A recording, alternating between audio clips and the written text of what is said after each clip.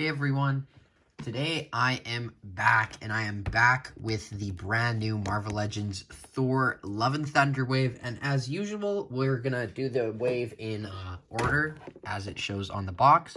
So we're gonna start off with the amazing Thor, the Armored Thor from Thor Love and Thunder, and then we're gonna get to Mighty Thor, Gore, etc.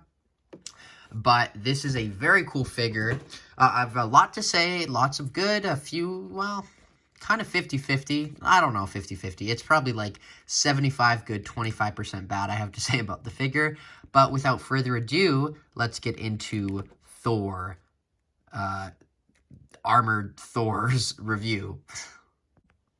So, for accessories with the Thor, I feel we're just calling it Thor. I feel like there's something else that should be with it, but I guess it's just Thor from Love and Thunder. I'm kind of sad and disappointed in Hasbro because, you know, the prices keep going up. Whatever. I'm not going to complain because I'm going to keep buying them, sadly, because I love them so much. So, you know, the prices are going up, and I just feel like this is not worth the price. Like, the amount of accessories that we get does not equate to, you know, $35 to $40 Canadian for this figure. But my problem is like, he only comes with one extra hand, which is so weird. Like, just one extra hand. That's, like, odd. And I would understand if it was for this side, but it's a fist for his gripping side for Stormbreaker. So if you switch it out, he doesn't have anywhere to hold Stormbreaker. So, yes, it's cool he's got a fist, I guess, but, like, if they were to include one hand, I don't get why it's not for the other side. And two, like, once again, to the price thing, I don't understand how hard it would be to just give the opposite of each of these hands. Like, that would have given so much more value to this figure, in my opinion. Just 3 extra hands. 3 hands. Because, like, I don't know, the vibe that I get from this figure is just, like, you know, those huge, clunky Titan Hasbro figures, those really crappy ones, just, like, shrunken down for a way more expensive price. And obviously, it's not that, but just when they don't include accessories, that's kind of the vibe I get. It's just a figure with the hammer. Like, you know, come on. It's not the only thing that should be included. But anyway, this is cool. Hands are cool. They are inaccurate to the trailer, at least, unless this costume is very different from the actual one. But I doubt it, because he wears this kind of costume in the trailer, but it doesn't have these golden elements, and it doesn't have the helmet, and then the gloves are different, so I don't know if he'll wear that, and then he'll wear this all armored up when the movie comes out, but we will have to wait and see. And another problem is that he only is included with this head sculpt, which kind of bothers me, because I have a weird feeling that just hear me out, he may not even have this helmet on in the movie, which I really hope doesn't happen, but, you know, I mean, with concept art and anything, it could happen, which would be interesting to have this, you know, armored, helmeted Thor, but, you know, once again, to the price thing, I feel like it's justified. No Build-A-Figure piece, just give us an extra head. Like, even if they gave us this head, which isn't like what he looks like when he has the helmet off, even if they just gave us this, it'd be way better, in my opinion. But I guess I'll show you the head swap on this, which does look very good. This is kind of the hair he had in Time Traveling, like the 2012 Thor, but, you know, filmed in like 2018, so they obviously didn't look exactly the same, but that looks very good in my opinion. Just still obviously not accurate. I was looking at the SH Figuarts Armored Thor from Love and Thunder, and wow, that figure looks really good. But another problem, I know I keep just going at problems, but I swear, I didn't come back from my action figure hiatus to be this bitter, but because a lot of these figures in this wave are absolutely outstanding, and trust me, there's a lot good coming, but, you know, if we go in order, we have to sometimes start with not my favorites, and not that he's not my favorite, he isn't, but, you know, he has some problems, like the fact that he comes with this Stormbreaker, which is awesome and all, great, cool, you know, kind of basic. This is so much better. And you're probably asking, where did this come from? This came with the Ravager Thor. So, you know, it's in the same exact wave, and yet they gave us this crappier, unpainted Stormbreaker. I don't really understand that. Or even if they gave us, like, a blue one would be cool, but, you know, whatever. It's still a Stormbreaker, and, you know, you can use this with him as well. But quickly going over the figure. I love the boots. I love the lower half of this figure. Just like how modern the legs look with the pinless tech. And they're so bulky. Like for Thor, he's got such bulky thighs, which is very interesting for Chris Hemsworth, because he is certainly a bulky guy, but, you know, I guess it's similar, but it's weird with all their... I have like 8 Thor MCU figures, and they all kind of... They're not all exactly the same. They're either shorter or taller or, you know, thinner, so we'll get through that when we get to the comparisons. But one thing I did want to check quick is the arms. One thing that I noticed about this figure is I feel like it was made a very long time ago. I don't know if that's just me, but... Okay... Yep, he is using, yes, he's using the exact same arms from the Cull Obsidian Infinity War Thor, which is a very good figure in my opinion, one of the better Thors. But, okay, so that makes sense. I'm fine with that. I thought it was just because I thought these were new, but they were pinless. Okay, I'm fine with that now. But, you know, the colors are not really accurate compared to the trailer, but... You know, that's Hasbro. We're going to get this figure again in the future accurate, and, you know, that's what they got to do. But as it stands, this isn't, like, just subjectively, if you didn't see the movie or anything, this is a very badass-looking Thor. Like, it's very different compared to, like, the rest of the wave, because they're all, like, in more mellower or, you know, darker colors, and he's just like, bah! He's just, like, primary colors, everything, gold, blue, red, everything, helmet, but, you know. That's Thor in this movie, I guess. I love how we're going from the Dark World and Thor 1 era to this really bopping Ragnarok and Love and Thunder era, which I am in love with, so no complaints from me. But there you can see the back. Got a little bit of gold paint splotch, but, and I lift up the butt, ha ha ha ha ha. But yeah, I think that's all I really have to say about the Thor. There you can see the back of the hair. Very, very cool.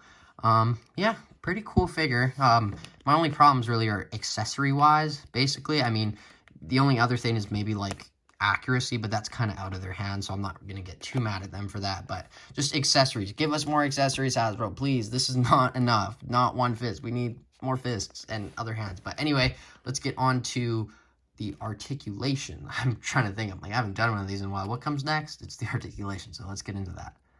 So the articulation on the Thor is pretty good for a Thor. I mean, nothing really new, nothing different, but the head doesn't go up that far just because of that swaying hair and the cape. So you can look up, oh, and then it pops off, but you can look up that high, basically. You can look down a lot more, but then you got the hair up. You've got a little bit of tilt, because full 360.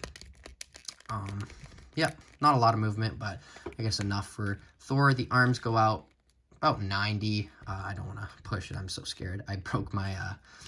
No Way Home Marvel Legends Spider-Man yesterday, so I'm so scared of these arms just breaking, so I've been very careful with this wave. But they can go full 360. I'm not going to do it because, like I said, I'm very scared. But they go out, bicep swivel, double jointed elbows, which go in actually a very good amount, and then all the hands are up, down, full 360. Or should I double check that? No, I'm right. They all are. So that goes down, and then, you know, you can get full 360, but that gets in the way. The ab crunch goes forward. It goes back, but you get a little bit of a gap there. The side, full 360. And then the legs will kick forward that much. Back, not as much. To the side, decent amount. And then there is a upper thigh cut, which is beautiful. Double jointed pinless knees, which look great. And then the ankles go up, and then down. And then he does have ankle pivot. I love these boots. They're very, very cool. I put this figure in a black light, and wow, it looks very cool. So if you have a black light and you have this figure, try that out, and you'll be very surprised at what it looks like. It's very interesting. But that is all the articulation for this figure. Damn, I'm rusty. I'm like thinking, like, what, did I forget something? But I think I got it all. But let's get on to the comparisons, and oh my goodness, we have like a armada of Thor. So let's get into it. So obviously the first comparison I want to do is with the superior Thor in this wave, in my opinion, which doesn't make a lot of sense subjectively because this one just looks so much cooler, but this is just so Chris Hemsworth, so Thor, so cool. But there you can see the comparison with them. Very similar height. I'd say it's basically the same. Gotta get him standing there. And then, oh my goodness, we got a lot more Thors here. And then here we have the 10 years of Marvel Thor Dark World Thor. And I will switch those heads, but this one doesn't look that great head sculpt wise. It's a pretty good figure though, all things considered. And then we have, of course, the Dude Bro Fat Thor comparison. So I'm not going to keep them all there, but you can see the two of them there. A little bit shorter, but you get the vibe. They're not going to all stand. I have to lean them back there. Too many Thors. Too many. And then we have the most recent MCU Thor. We have the Infinity Saga Final Battle Endgame Thor, which is a very great figure, but a bit shorter compared to, I know it doesn't look like that on camera, their knees are a little bent, but, you know, actually, all things considered, it's similar enough, but we'll put him over there. Jesus, you might be thinking to yourself, I have too many Thors, and I respond with, I have zero idea what you're talking about. Anyway, next Thor, we have the Ragnarok Thor from the first wave, which, yeah, it's a good figure. It's actually a pretty good figure, but I really want to get that 2-pack. I never got the Valkyrie and Thor 2-pack. This one's cool, but it's, you know, the battle one. I kind of want to get that unhelmeted look. Maybe do a custom with the eye popped out or scarred out. But there you can see the two of them there. He's missing his cape. I have it somewhere, but, and then the final one, second final one is the Infinity War 3-pack Thor. This is a very cool Thor. And then to go with that, we have the Infinity War Thor. So do I have too many Thors? Have they made too many? I have no idea what you're talking about. And frankly, you know, if they made 5 more, I'm probably going to buy them. But there's all the Thors. And then I guess another comparison I want to do is, you know, with his father. And I think this is a very cool comparison because they're both armored up, kind of. This is an amazing Odin figure. I absolutely love this figure. And they look very good together, so that's awesome.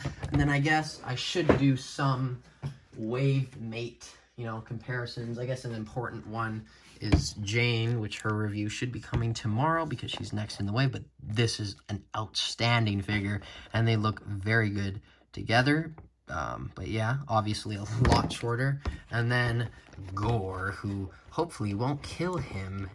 Gore, who I hope he doesn't kill Chris Hemsworth, because I love this guy, and he's been in it since basically day 2 or 3 of the MCU, so, you know, we gotta keep him in. Please don't kill him. I hope this isn't his final movie, and please don't kill him, Christian Bale. Oh, we got Chris and Christian. Just so many Chris's. Wow, but I'm very excited to see him in the movie. But anyway, that is a lot of comparisons. So let's get on to my final thoughts. So before I get into my final thoughts, like I said, I'm a wee bit rusty. I haven't done this in basically a month. But here we have his box, which I love the design of these boxes. Just how this entire wave is all Thor Love and Thunder. No comic figures. No, you know, nothing that's not from Thor Love and Thunder. So the entire wave is in this box with this logo. And they all look so good. There you can see the art on the side. And there you can kind of see what I mean. But you see he has blue there. And on this figure, he has silver. But you can kind of see there's obviously few differences here. Like, this is gold. For what reason, I don't know. But it's not necessarily the sculpt. The sculpt is amazing. I just think there's a lot of colors they got to get right. And I don't really blame them because this is such a colorful costume. So there's probably a lot of different renditions they went through. But his bio reads, Thor unleashes the power of Stormbreaker to overcome any foe. Wow, short and brief. And there you can see the rest of the wave. Very good Build-A-Figure, minus a few things, but people are hating on it more than I kind of would myself. I actually like it a lot, and we'll get into that in the final review. But my final thoughts on this guy is, I'm gonna say I like this figure. I don't love it, Love and Thunder, haha.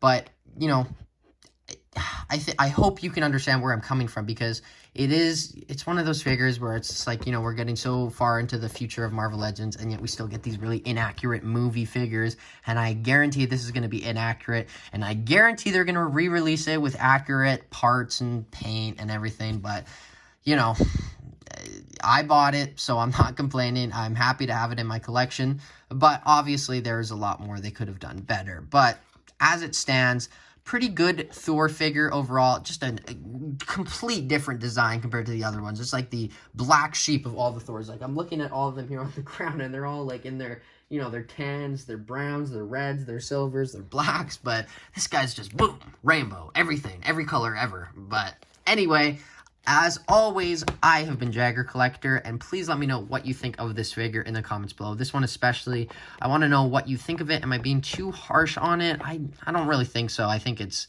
kind of just one of those concept art figures that always happens, but as it stands, most of the figures from the MCU, the new movies, have been pretty good, so I guess we'll take our few losses to get our bunch of wins, I guess I'll say. But as always, I have been Jagger Collector. I'm going to give this figure a 7 out of 10.